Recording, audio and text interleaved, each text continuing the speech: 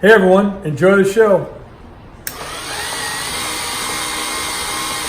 Mantiques Network, happy Friday to you. We're actually going to get some rain here down here. So we get all excited from Southern California. Anytime we get rain, I'm going to spend my Saturday in the rain watching Georgia play volleyball, which is still a great day for me.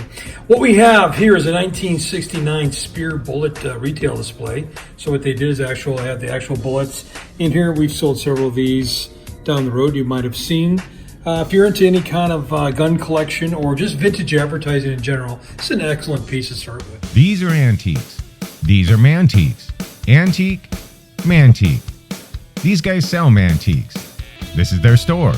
We're bringing stuff every day, in and out, in and out, in and out. We're shaking and baking. These are their customers. Give me the rundown on the GMC. This lived in a bar in Ghent in Belgium. Follow Jim and Jeff from 9 to 5 or after hours as they buy, sell, and restore the coolest stuff for the coolest collectors worldwide.